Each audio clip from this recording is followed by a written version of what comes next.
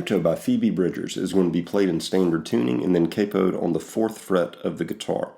And if by chance you're a subscriber to this channel and you're not familiar with who Phoebe Bridgers is, she's a really great songwriter that I would encourage you to check out. She's got a new album that's going to be coming out on June 18th, I believe, called Punisher. And this is one of the earliest singles off of that forthcoming album. Again, the song's name is Kyoto. It's going to begin with just strumming between a G chord and a version of a C chord. The way that she tends to make this G chord is second finger on the 6th string, 3rd fret. And even though we're capoed on the 4th fret, I'm going to speak of these frets relative to the capo as though the capo is the nut. So 1, 2, 3. Second finger, 6th string, 3rd fret. Ring finger pulled back to the 2nd string, 3rd fret. Pinky finger pulled back to the 1st string, 3rd fret. And then if you want to put your first finger down in standard G position on the 5th string, 2nd fret, go ahead. There is your G chord that this begins on.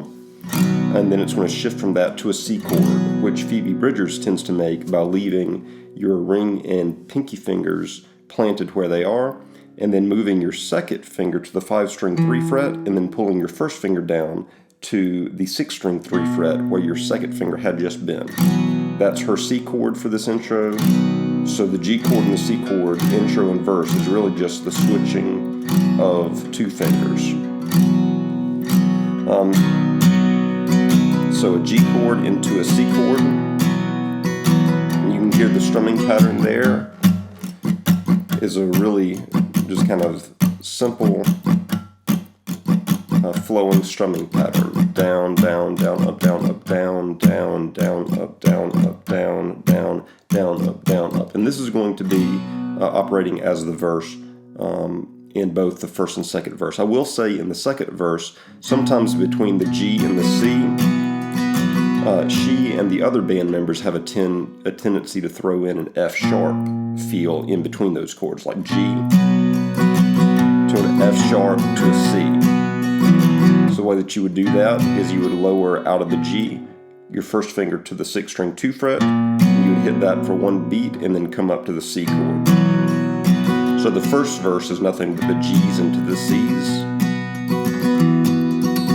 The second chorus, or the second verse rather, becomes G's to the F sharp to the C.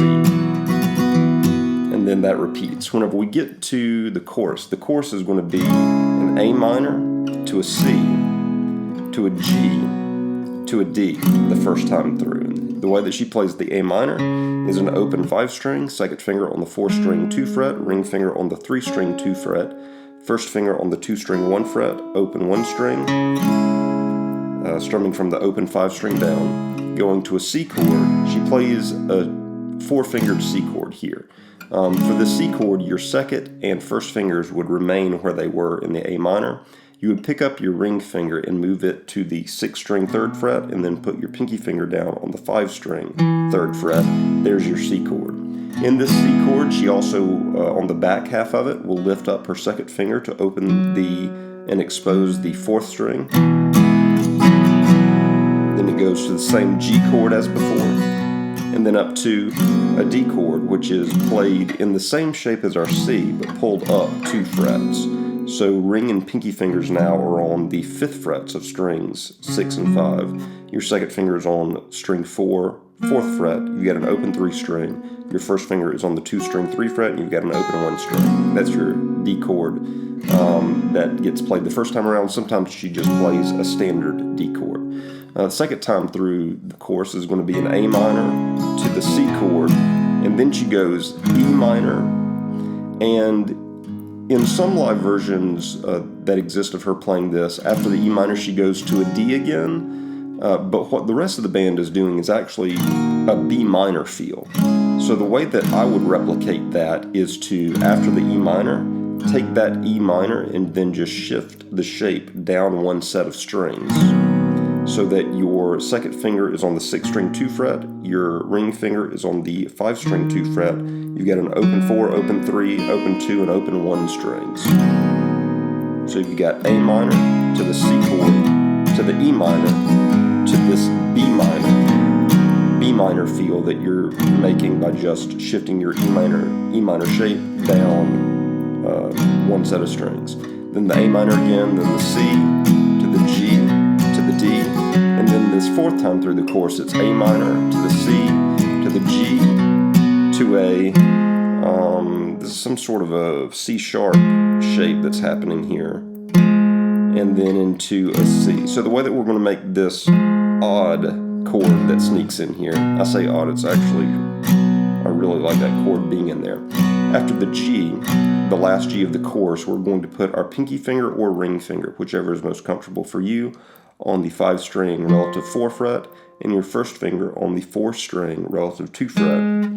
You want to strum from that 5-string down. If you hit the open 4, if you hit the open 3-string and the open 2-string, all that's good for this chord. You'll hit that twice, then you'll go into the 4-fingered C chord, and then that repeats G to that kind of an A.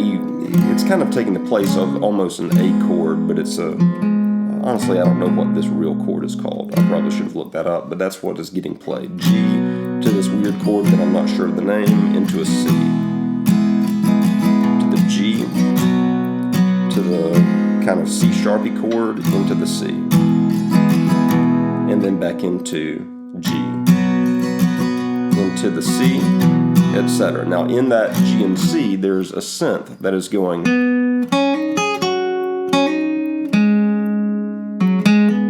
The way that you would play that is it would begin on the 4-string 1, 2, 3, 4, 5 relative 5 fret. So you'd pluck the 4-string 5 fret, and then you'll put your first finger down on the 3-string 2 fret, pluck that, and then hammer on with your ring finger to the 3-string 4 fret. So you've got.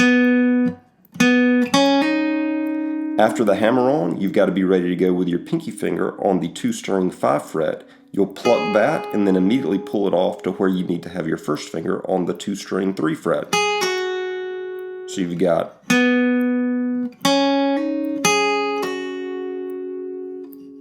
Then you want to come back to your ring finger on the 3-string 4 fret, and then the 4-string 2 fret, open up the 4-string, and then 4-string 2 fret again, and hammer on with something to the 4-string 5 fret. So you've got, or you could slide it, and that's the riff that repeats.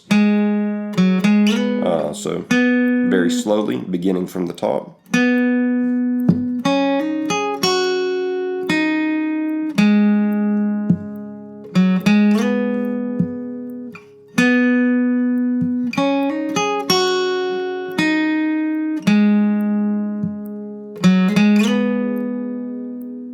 And then it goes back into another verse, another chorus, and in the last chorus it just vamps on that G to the C sharp chord, to the C chord, to the G chord, to the C sharp chord, to the C chord.